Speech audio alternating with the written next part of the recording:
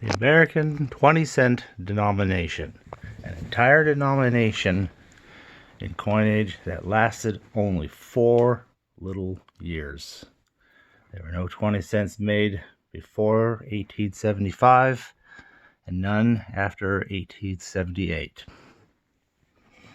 So let us take a look at what we had these years. 1875, they were introducing this new denomination. It was thought it might be more practical than the quarter for some applications. Plus, there were many countries that prefer to have the division between the 10-cent dime and the 50 cent or dollar made at the transition above this, so that you can double, say, a nickel to a dime, and then double a dime again to this, before having to go 2.5 times to the 50 cent. Or you could even be like Cuba and just double this to a 40-cent piece, but you still go 2.5 that to get up to the unit. The peso in the case of the Cubans. So this sort of thing can be done at different places, and this was the United States' one attempt at taking a look at maybe trying to get this to happen at a different era. So that's the proof edition, of which that would be the most proofs made for a single year. That would be 1,200. And then they also made circulation issues at the 3 mints that were active at that time. So Philadelphia was still active. All of Charlotte, Dahlonega, and New Orleans had ceased to be active in 1861. And of those, only New Orleans would surface, but not until 1879, which is 1 year after the last of these 20-cent pieces. So New Orleans is not active, but Carson City is active. So there will be Philadelphia, there will be Carson City, and San Francisco will be active. So Philadelphia Mint made 38,000 of these and change for the circulation. And the image was very similar to what you found on the 20-cent piece, 25-cent piece, the $quarter, except that the bird's head faces the other way, and there's a shield on its chest, whereas the 20-cent does not have the shield. But there's the year, 1875. 13 stars for the original 13 colonies. United States of America, 20 cents. And being from the Philadelphia Mint, as proofs were at that time, there is no mint mark. Now, Carson City, I said, is active, making these. And so, that's also 1875.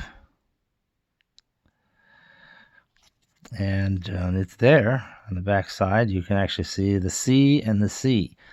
Now, this is unusual for the Carson City Mint. Only the Carson City Mint had a double mint mark of 2 C's instead of just one letter, which would be a single C for Charlotte or a single D for Dahlonega and then again for Denver, or a single S for San Francisco. And when Philadelphia begins its mint, there would be the P Mint. But Carson City got 2 C's because of the Carson and the city. But unique about that is how the C's are separated because the tail of one of those arrows fits right in between them. So that's kind of unusual. One other thing unusual about the 20-cent piece in particular was, in order to help make it be not so easy to mistake for the quarter that's about the same size and has almost the same picture on it, the idea was to make the edge smooth, no reading on it. The half dimes, when they were silver, dimes and quarters and half dollars and dollars and so forth would all have a reeded edge, which was primarily so that if you shave some off, sand a little off the edge, you'd see it right away. Whereas not being reeded, it's harder to detect that. Now, now the 20 cent had a smooth edge, and I note that the small size dollar coins introduced in 1979, at first they looked like quarters because they were the same general size, just a little larger, had the same reeded edge, the same coloring, the same clad construction. And to the point that the first time I saw them, I thought they were quarters until I looked more closely and realized, they're dollars. And I also note there were only 4 years of Susan B. Anthony, just like there's only 4 years of this. But then they'd switch to the gold color and the smooth edge, and, well, so there are dollar coins. Now, continuing what happened in 1875, we have not only Carson City, but San Francisco. And apparently there was more demand for these on the West Coast. So San Francisco was the only mint to make more than 1 million of these things. 1,155,000 to be precise. There you can see the S in the one spot, the one on the left of the two spots, the other one being blank since San Francisco only needs the one letter S to represent it. But the design is basically the same. United States of America, 20 cents. There's the eagle, our 13 stars, 1875. Well, already, even in the first year, that was kind of not going too well. So, 1876, it continued. First of all, Philadelphia making its proofs just as it always did. And there it is. You can see Liberty on the shield there. And there are 13 stars, Lady Liberty, the cap symbol of when you freed someone from slavery, they could put a cap on a pole kind of to symbolize that. So that's another symbol of liberty. And this is now 1876. They made almost as many proofs of this. Instead of 1,200, it would be just 1,150, so slightly less. But still a goodly sum of these, all said and told, as proof coins went. The back is, of course, unchanged. Once again, you can see that the spots where the mint marks go are both plain because this is the Philadelphia Mint. So, United States of America, 20 cents. You see, his head looks to the right. Now, for circulation, things got a lot more limiting because they only made 14,000 and change of these for circulation at the Philadelphia Mint. And probably a number of these may not be out there either, but there's enough out there that they are reasonably obtainable. Once again, you can see there's the spaces where the mint marks will go. Even if you had the 2 C's, you have nothing here. So that's the 20 cents. Now, they also made some at Carson City. This just stands in for what's supposed to be there, but there was none because they made 10,000, an even smaller mint number for circulation.